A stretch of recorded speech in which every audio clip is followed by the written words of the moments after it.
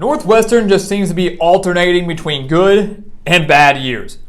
The Wildcats won the West in 2018, followed that up with a 3-9 season in 2019, won the West in 2020, and then followed that up with a 3-9 year in 2021.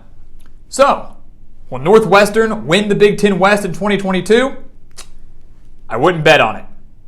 So welcome back to the Gridiron Expert, guys, ready to predict, analyze, break down Northwestern's record and schedule for this upcoming college football season. A season that I'm afraid is going to be rough for Northwestern. They're going to break the pattern. They're going to break the alternating years, right? 3-9 in 2021 might not be much better in 2022. You take a look at the numbers, guys, brought to you by College Football Encyclopedia. The Wildcats returned 65% of their production from last year, which is 66th in the nation. Not bad. When you look a little deeper, you go, do we really want that much production coming back? Because the Wildcats on both offense and defense were horrible.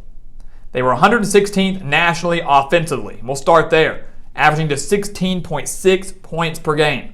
They've struggled so much at quarterback. You know, Pat Fitzgerald came out there and goes, yeah, we're more focused on the line play more than anything else, which wasn't good. People want to talk about how bad our quarterbacks were. I'm more focused on the trenches. But the quarterbacks were bad. Ryan Helinski is back at quarterback, more than likely going to get the nod in week one. But can he deliver?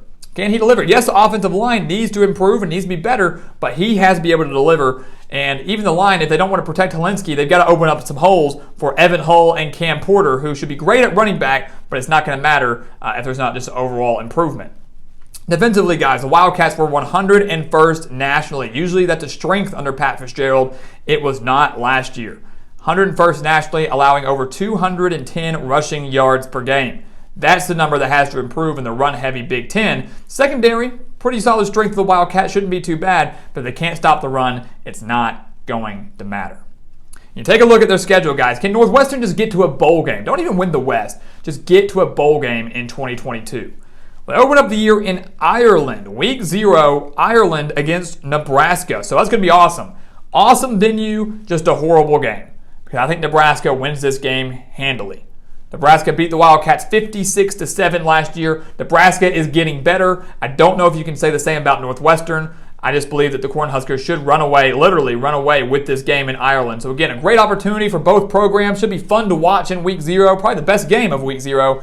But this one could easily be over by halftime or midway through the third quarter. So Northwestern drops to 0-1. They get their bye week, of course. A lot of traveling. Week 0, you get another week off. And then I believe they run through their non-conference.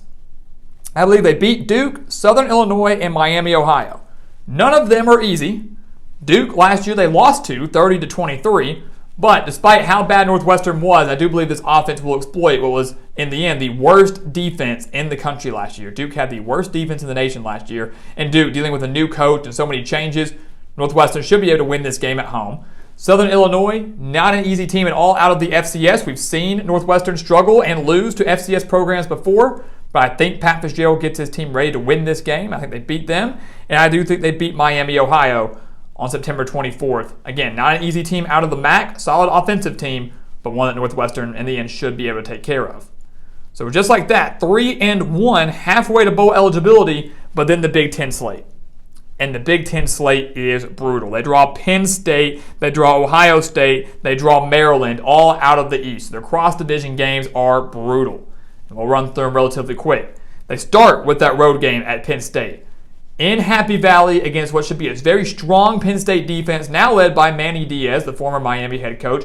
I don't think this Northwestern offense is going to have nearly enough to put up the numbers on this Penn State defense, and let alone do it in Happy Valley. I'm not saying if the game was in Evanston, I'd pick Northwestern, but to do it on the road, it's just not going to happen. So they drop the game to the Nittany Lions. They then take on Wisconsin. You know, we've seen some classic games between Northwestern and Wisconsin. You know, a lot of people would say this is a trap game for the Badgers. I don't think so.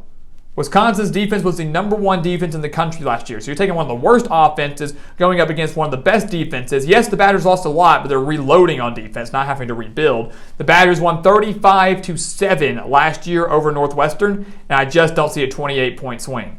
As long as Wisconsin takes care of the ball, which I know a few years ago they didn't, but if they take care of the football, they will be just fine. And Northwestern drops their second game in a row.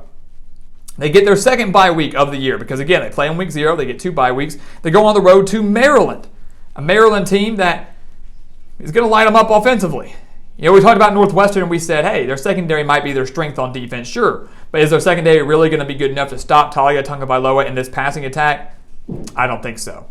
I don't think they're going to be able to do that, especially with it being on the road. Maryland, guys, is a potential dark horse in the Big Ten. Not necessarily to win because they're in the same division as Ohio State and Michigan, but this is a team that can win from 7 to 9 games behind the strength of their offense. And they're not going to fall to Northwestern on their home turf. Northwestern won't be able to go on the road and beat Iowa either, not in Kinnick Stadium. They lost to the Hawkeyes 17-12 last year at home. So they held their own. Why was it so close? It was because neither team had an offense. Neither team can move the ball offensively. Both of them had, Northwestern's was not. Iowa has a solid defense. Northwestern typically has a solid defense. That's why the game was so close. But now they're going to Kinnick Stadium, one of the most difficult places to play in the country. Iowa's offense should improve a little bit. The defense, once again, will remain strong. Again, there are some teams that are significantly better than Northwestern that I don't think can win in Kinnick Stadium. If they can't do it, the Wildcats can.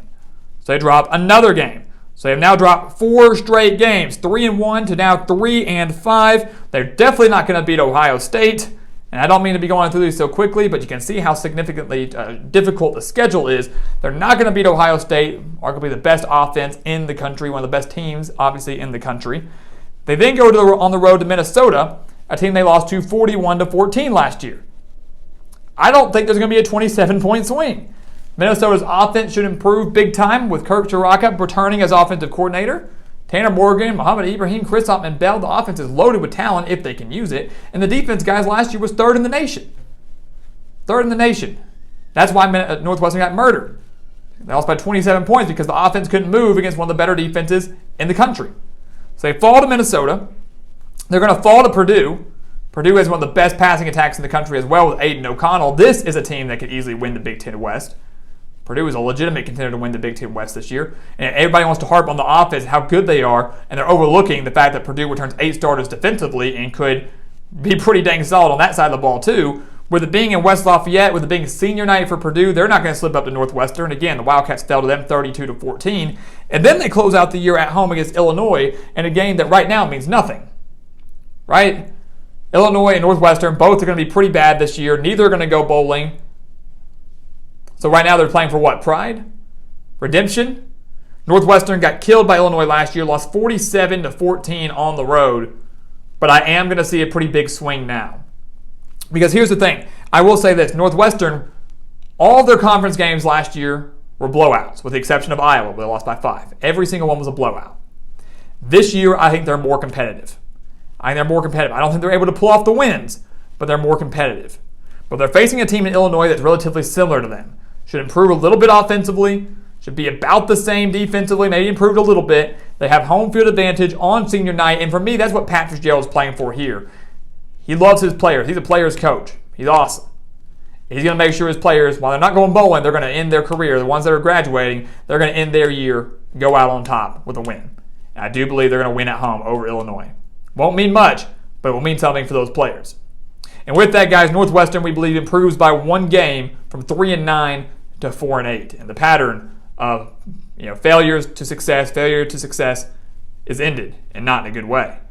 4-8 for Northwestern, more competitive than they were last year, but still unable to make a bowl game. So guys, as always, thank you so much for watching us here at the Gridiron Expert on YouTube. Make sure to continue to like, comment, subscribe, share our videos, and of course, check out everything down in the description below, including our expert picks over on our website, thegridironexpert.com. Make sure to check those out and sign up for those today. And once again, guys, as always, thank you so much for watching, and we'll see you next time right here on the Gridiron Expert.